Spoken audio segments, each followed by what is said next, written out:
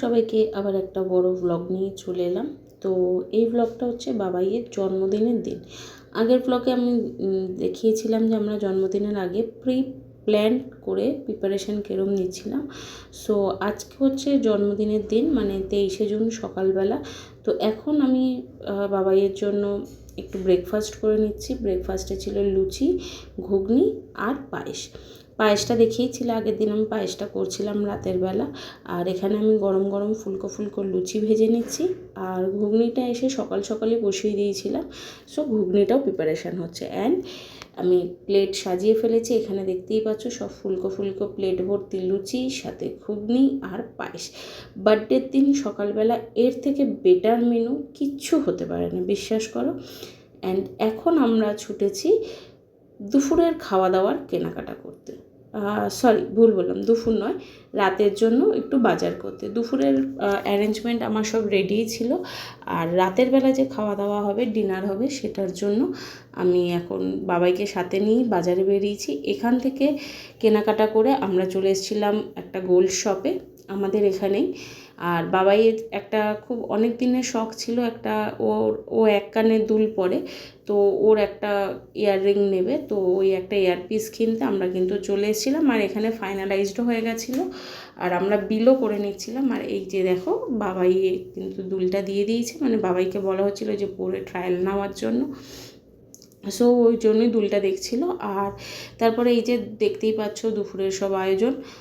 দুপুরের আয়োজনের আর সেরমভাবে আলাদা করে কোনো ভিডিও করা হয়নি, কারণ এসে খুব তাড়া ছিল। তো ঝটপট করে সমস্ত রান্না সমস্ত কিছু গুছিয়ে গাছিয়ে ওকে খেতে দিয়ে দিয়েছিলাম। আর তারপরেই আমাদের ইভিনিং সেলিব্রেশন হচ্ছিল। এই যে দিয়া আর ওর বাবা কেক কাটতে বসেও পড়েছে, এবং আমরা ফ্যামিলির সবাই মিলে গ্যাদার হয়ে ওর কেক মানে ওর সাথে আমরা বার্থডে সেলিব্রেট করছিলাম। সো এটা হচ্ছে ফাইনাল সেলিব্রেশন।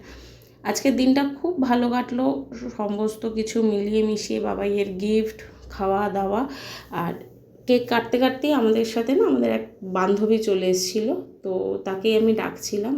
আর এই দেখো আরেকটা দেখালাম, এখানে কিছুতেই এটা ধরছিল না, মানে ক্যান্ডেলটা ধরছিল না। আর দিয়া বার্থডে সেলিব্রেট করবে বলে হাততালি দিতে দিতেই ব্যস্ত, ও হাততালি দিয়েই যাচ্ছে, কিন্তু কিছুতেই আমি মোমবাতিটা জ্বালাতে পারছিলাম না। মানে মোমবাতি জ্বালাতে গিয়ে হাত থেকে দেশলাই পড়ে যাচ্ছে, কিন্তু মোমবাতি আর জ্বলছে না। লাস্টে জ্বলেছিল।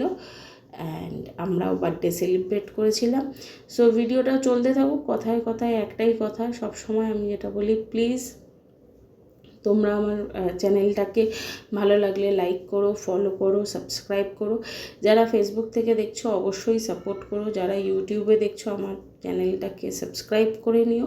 আর এইভাবেই পাশে থেকেও সুন্দর সুন্দর ব্লগ আসতেই থাকবে।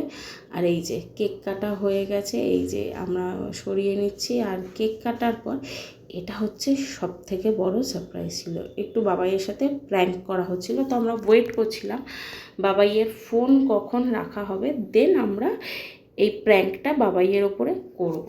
সো দেখো, আমরা একটা স্নো কিনেছিলাম, যেটা আমরা কেক কাটার সময় ইউজ করিনি, তাহলে না কেকটা নষ্ট হয়ে যায়। প্লাস দিয়াও ছিল, তাই কেক কাটার সময় ইউজ করিনি। অ্যান্ড বাবাই ফোন রেখে দিয়েছে।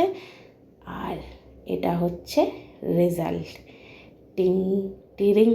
খুব ভয় পেয়েছিলাম যে কিরম রিয়্যাক্ট করবে, বাট ও কিরম রিয়্যাক্ট করেছিল দেখতেই পাচ্ছ। আর এরপরে ও সবার যা অবস্থা করেছিল সেটা ছিল আরও দেখার মতো। মানে যে যে ছিল ও সবাইকে মাখিয়েছিল। মানে দিয়া লিটারেলি ভয় পেয়ে গেছিলো, মাম্মা যে এটা ওর বাবার সাথে কি হচ্ছে।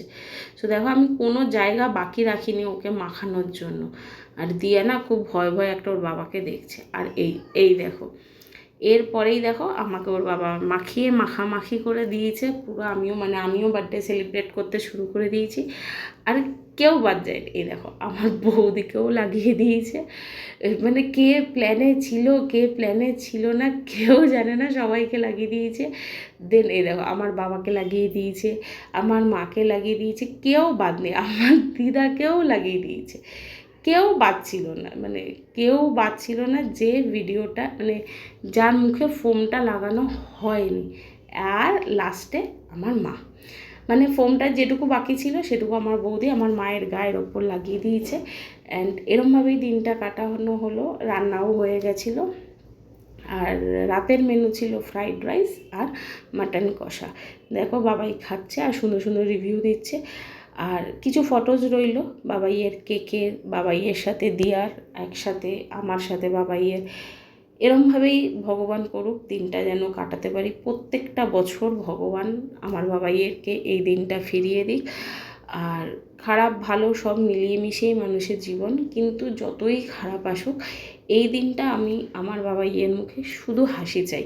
আর তোমরা প্রত্যেকে প্রার্থনা করো আমরা তিনজন যেন এরকমভাবেই কাটাতে পারি, আমাদের তিনজনের এই ছোট্ট জগৎটা যেন এরকমভাবেই হাসি খুশিতে চলে। আর অবশ্যই আমার চ্যানেলটাকে লাইক সাবস্ক্রাইব করতে ভুলো না। টাটা, দেখা হচ্ছে পরের ভিডিওয়ে।